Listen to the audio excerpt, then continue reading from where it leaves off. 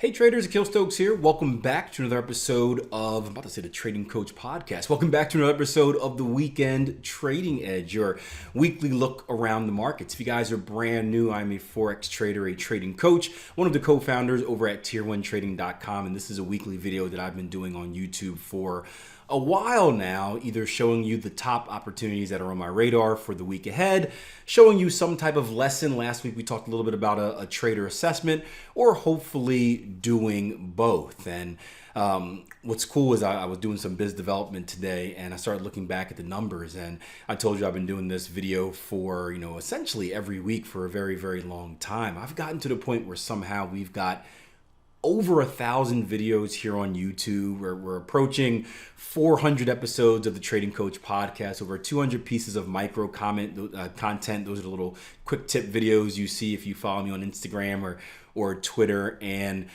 what's cool is that each and every week we're getting new followers, and each and every week they're saying the same thing, where they're just impressed not only by the content that we're delivering, and meaning the message, how we're different than a lot of people out there selling you dreams or kind of selling you reality or giving you reality checks, but the consistency, meaning that you can go back and look at a video from 5 years ago and it's going to say essentially the same thing that we're saying today, and that's pretty cool.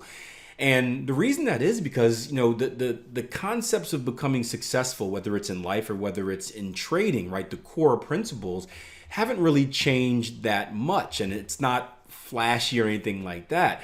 With that being said, there are small changes that happen to you as an individual. And what I hope I'm doing during these videos and during the podcast episodes where I'm sharing with you my journey from, I guess a long time ago, it was struggling trader to now consistently profitable trader and trading coach who's working with struggling traders, is just my evolution. And I always think of myself as a student. I'm always doing stuff to learn. If you look at my charts right now, you can see there's all types of weird letters. There's IB and NRIs. Those are inside bars and narrow range bars, right? Those are something that I'm working on. That's the next step of my trading evolution, or at least I hope it's the next step of my trading evolution. And what's cool about this is we're able to see that for you guys that are in a live room on a daily basis of how we're looking at them, what we're looking to use them for, looking at good examples, looking at bad examples, making notes, making tweaks.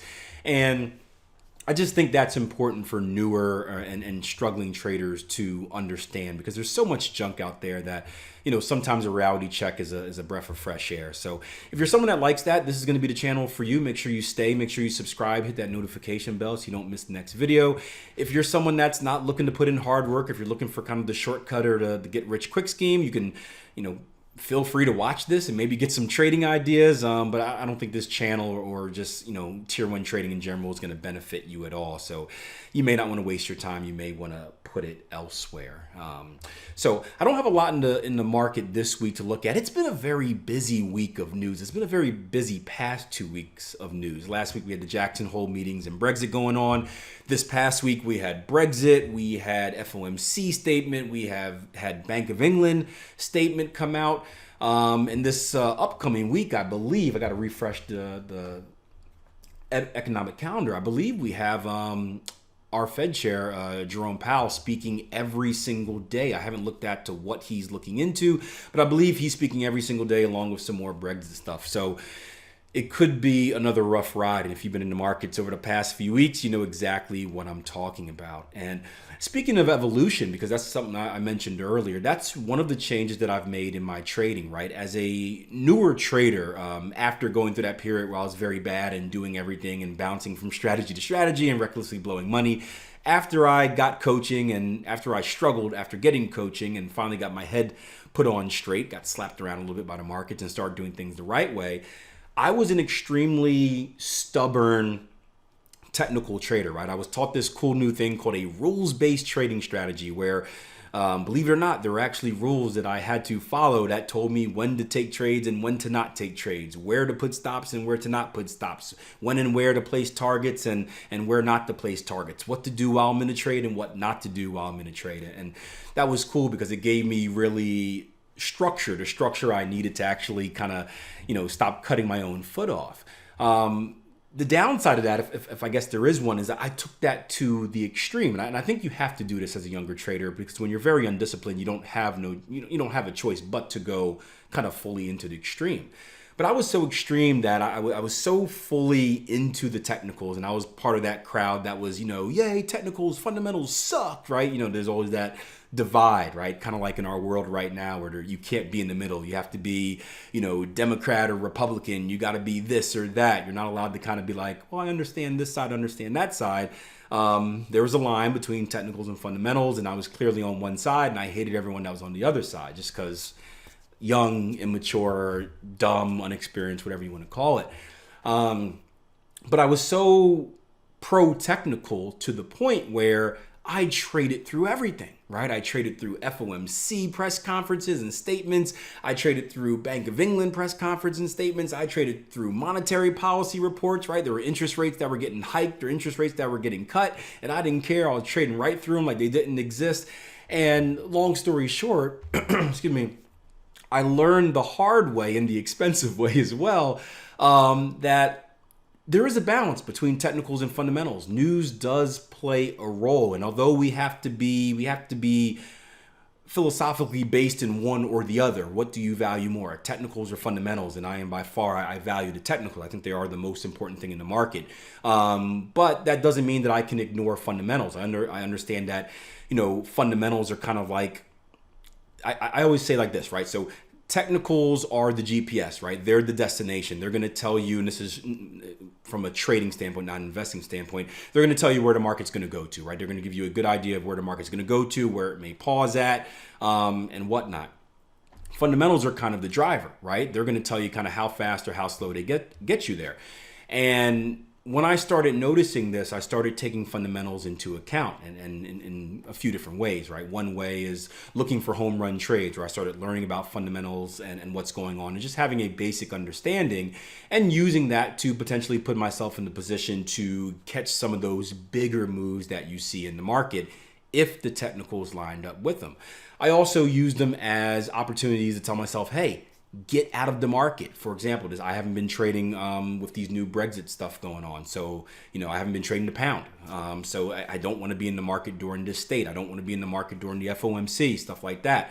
And I think that's just as important, because success in trading comes from conservation of capital. So it's not recklessly blowing your money. And I bet that a lot of you guys out there that are struggling, one of the reasons that you're struggling isn't because you can't find good trades. It's just that you give that money back quickly. And that was an important evolution that I made.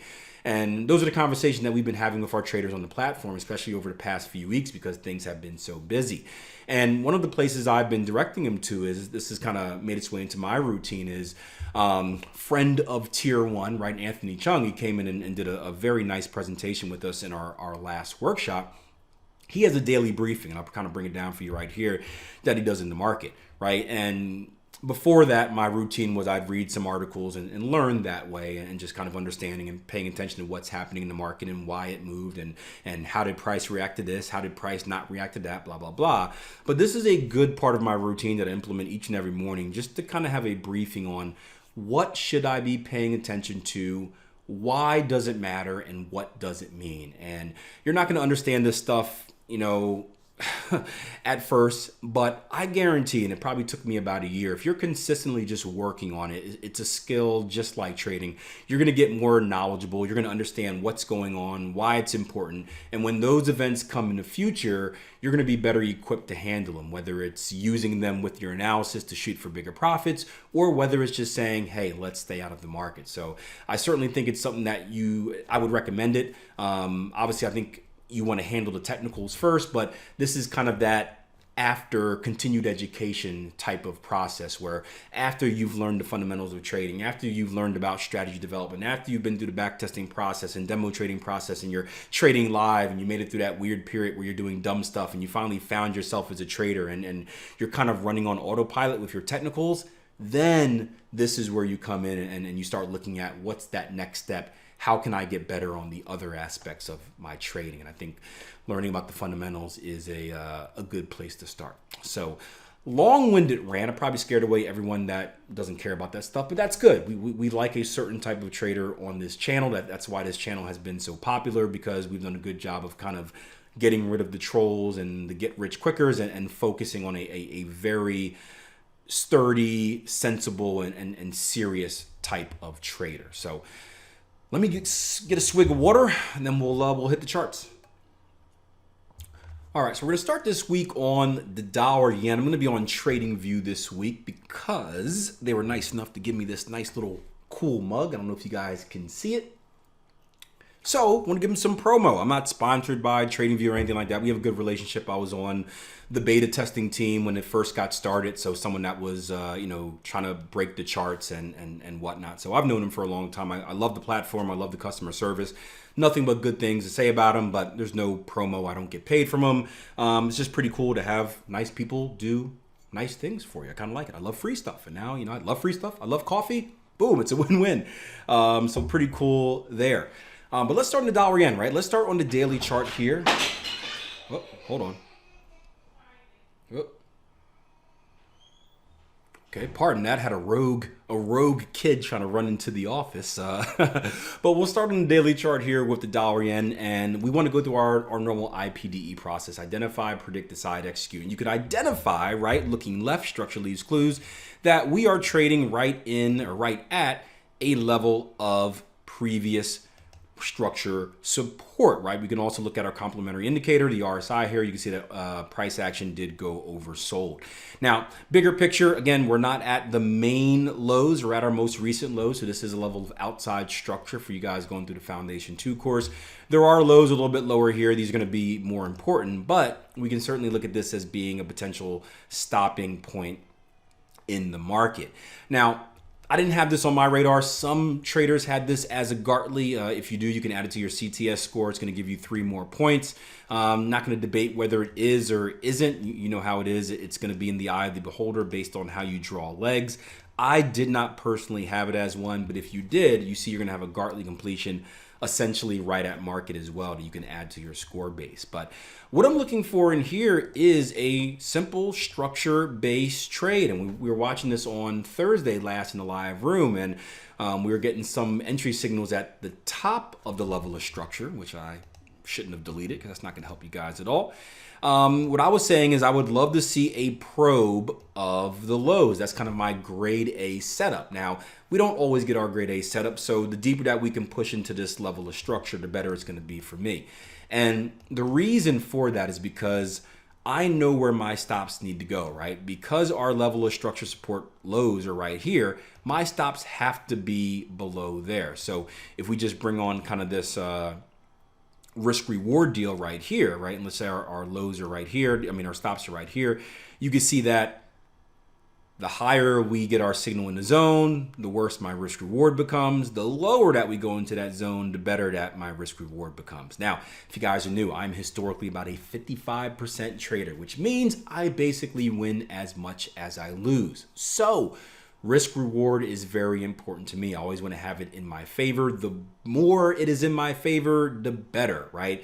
And that's cool for me because I don't have the pressure of needing to win a lot. I can win my 5.5 out of every 10 trades or whatnot, and know that I'm going to be on the profitable side simply because of my average risk reward. So it's pure math. If you guys that are new, it's nothing fancy, no witchcraft, pure math. Do the math.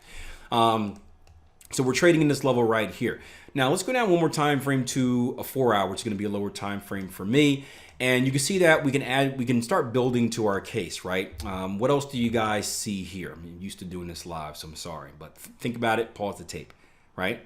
You can also see a little bit of a falling channel, right? You can see the momentum start to kind of decrease as we come down into this previous level of structure. We can pair that with a little bit of RSI divergence as well, bullish divergence. So none of these things in its own right, in general in trading, nothing in its own right, regardless, I think tells you to buy or to sell.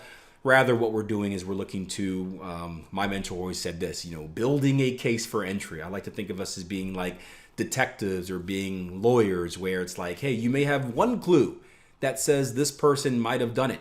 One clue may not be enough to get the conviction in court, but The more clues you have, the more pieces of evidence that you had, the better the case you can build, the better the chances of you getting the conviction, unless it's the OJ trial, but we're not going to talk about that because we talked earlier about divides and we don't want to stir any, we don't want no problems on this site. So let's leave it at that. But you guys get what I'm saying. OJ trial aside, right?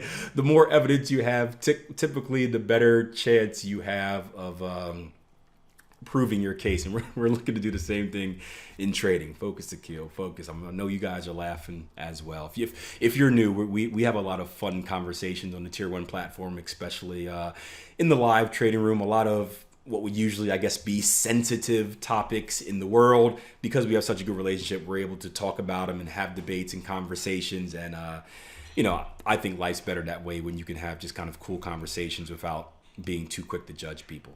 So you have that descending, that falling channel coming in the previous level of structure. You also have this as well. We were talking about inside bars as well. Now this would have been an entry if you were trading Friday, right? You can see we had a high momentum bearish candle. We followed it up with another bearish one, more of a medium neutral candle. And then we followed it up with a doji, which is a sign of indecision. This is also an inside bar. So if you can imagine this on a lower time frame, essentially it's going to be consolidation, right? Up and down, staying in the middle. And then we ended the week with a break higher. This would have been your aggressive entry right here. So for you guys that are tracking kind of what we're doing with that, this is a good example of that. We've been calling it the BIBI, a bias inside bar break, meaning that we're not trading every inside bar break. We're using it as an entry signal with our overall bias for the market, which in this case would be a buying signal. So decent opportunity to look for, to keep an eye on as the week comes. Target wise, you guys know me, I'm not too aggressive, right? So levels that stand out to me are going to be our most recent levels of structure, inside structure here, boom and boom. These are decent levels. 105 evens, another one right below that. So only looking for maybe a 50 to 80 pip move. Again, you can certainly look for a move across the channel all the way to the highs here. Targets are going to be up to basically where do you project price action to go. And looking, just doing my analysis on the higher time frame and being a conservative trader in general, I just see no reason to think price action is going to retrace all the way to the highs. Counter trend trader at heart. I want to get in, I want to get my money, I want to get out, and I want to look for the next opportunity. So dollar yen, keep an eye on this structure-based trade. Let's move on to the next pair. On to the next one. All right, I wonder if I'll edit out that little Jay-Z type of deal right there. If not, I hope you guys are entertained. Let's go to Canada yen next. And this one should look familiar to you. We've been talking about this, I believe, on not the past Trading Edge video, but the one before it, right? We've been watching this for a while now, looking for two things, or one thing at first, and it's changed into another thing. One, firstly, was a potential cipher pattern. It's going to be one of our advanced pattern formations, right? It's going to look something like this. It's going to be, I'm going to draw it on roughly for you just to save time. But looking at, there we go, that's good. X to A, swing low to swing high. A to B, our first retracement. B to C, our extension up here. Look left, structure leaves clues. And then looking for a CD completion right down here at our 786 with the entire zone, the potential reversal zone, the zone of completion, going from that 786 down to the lows of our X leg right here. You can see we got a pretty darn good hold initially right on that 786, right? Nice little pin bar doji.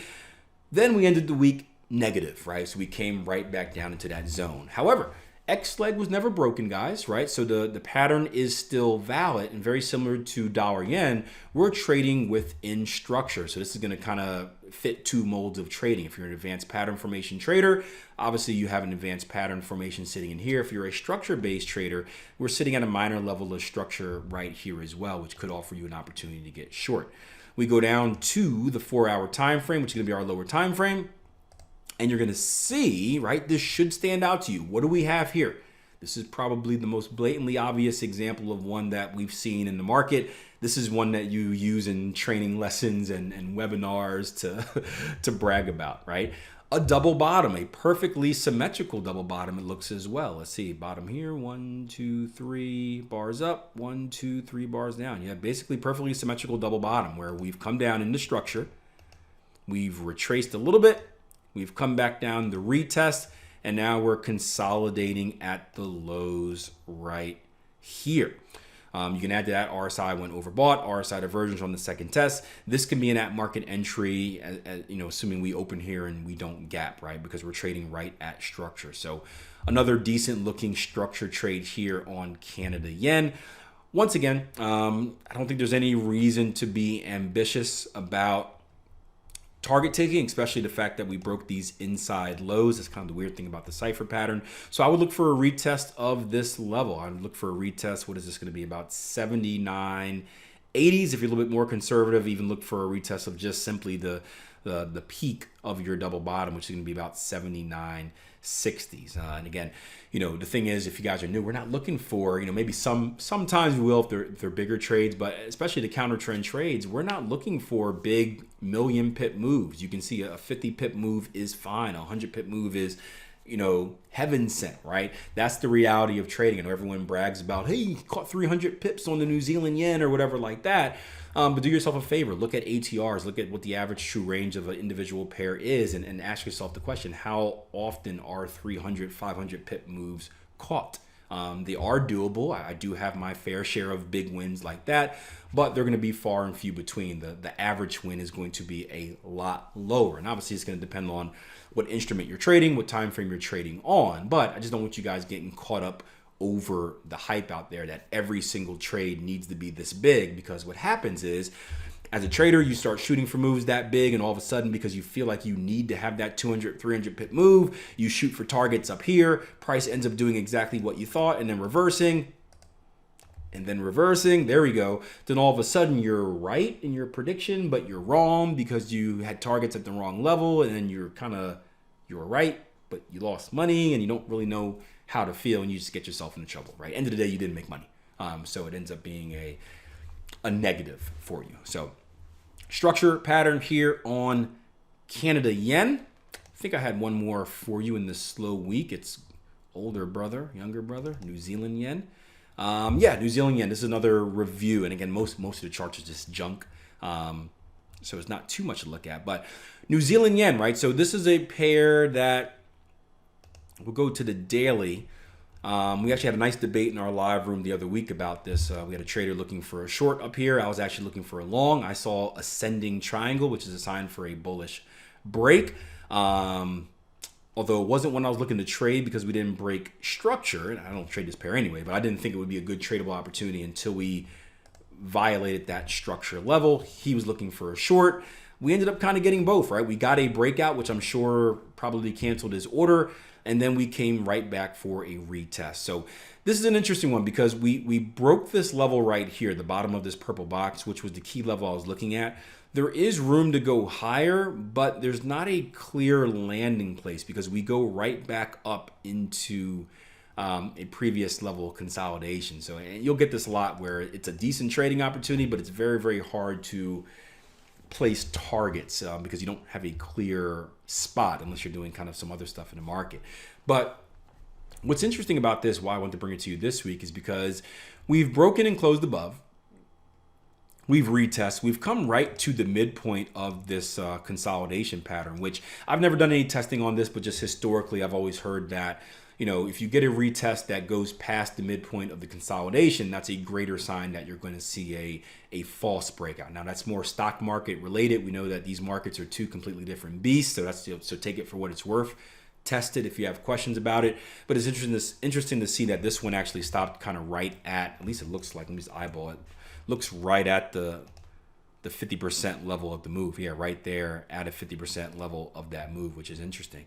And if you go down to a lower time frame, we've actually started putting in a similar type of pattern, right? We do have a little bit of a complex pullback, which is going to make things a little bit weird. But after the fact, we've come here, we consolidated a little bit, we retraced here, creating a higher low, and then we've come up once again to put in a higher high, and currently we're kind of trading right at where this previous consolidation was. So what would be interesting to look at this week would be, one, if we can hold these lows, right, this line in the sand, more importantly would be if we can break out of this range. If we can break out of this range, again, keep in mind, we do have the break and close on the higher time frame. So we can still make that projection that price is likely to continue higher versus lower, right? So we can still look for that continuation pattern to the upside. Just kind of understand that it went through a little bit of junk first. The market didn't make it easy for us.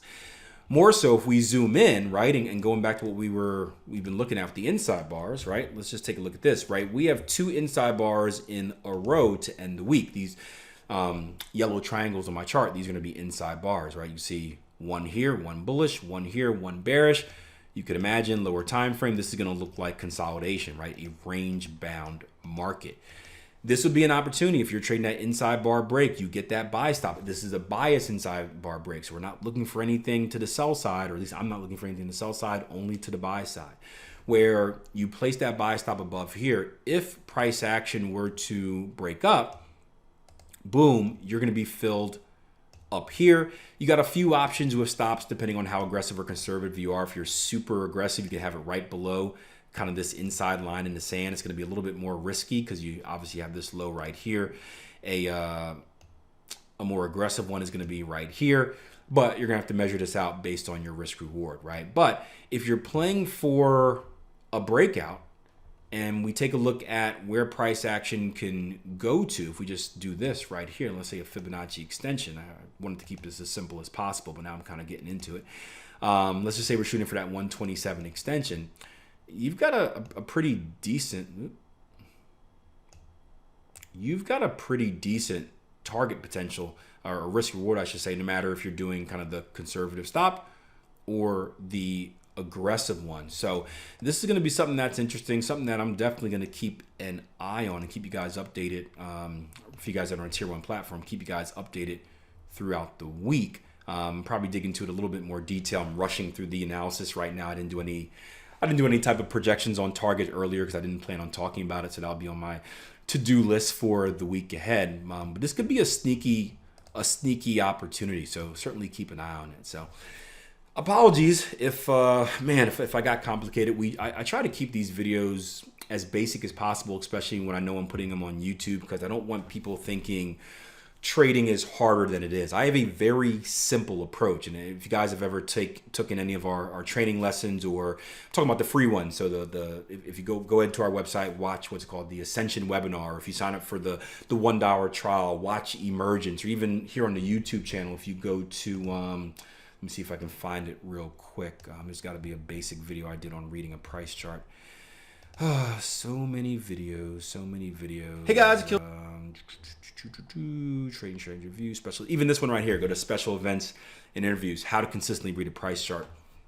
My approach is very simple, and I do that because I do believe that trading is simple. I don't believe it's easy by any means, but it is simple, and I don't want to be one of those people that makes it more confusing than it is, just to make myself feel like I'm smarter, or to make it feel like you're not smart enough to do it, so you should give me your money so I can do it for you. It's the process is pretty simple. It just takes a lot of hard work. It takes a lot of effort. It takes a lot of time.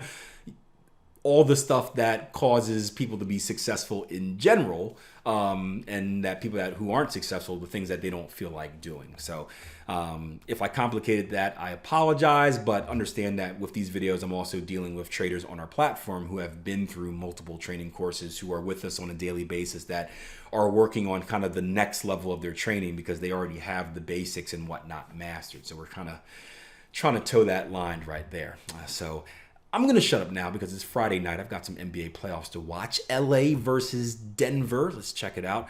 Then I'm going to wake up early tomorrow, watch Everton. I forgot who they're playing. Southampton, maybe? Perhaps? West Brom? I don't know. Not West Brom. I don't know, but I got that. Then my kid's got a soccer game as well. So it's going to be a busy weekend for me. But do me a favor, if you liked what you saw here, if you thought there was value in it, hit that subscribe button. Make sure you hit that notification button. That way you don't miss the next video. Hit that like button to show me that you love the video, or maybe just love what we're doing on other avenues as well. Instagram, Twitter, LinkedIn, Facebook. And of course, leave a comment if you just want to say, hey, Akil, nice video. Or if you have a question. A lot of the questions that you guys ask do become episodes of the Trading Coach podcast. So instead of just me answering them for you and selfishly giving you a one-on-one answer, which I do anyway, now your question will also answer a question that a lot of other traders have as well, that maybe they're a little bit nervous about asking, because typically when you ask questions on the internet, people call you dumb and just, make you feel even worse than you are. So anyway, I hope you guys enjoy your weekend. Until next time, plan your trade your plan, go blue, Cowboys and Everton, and I'll see you guys next week.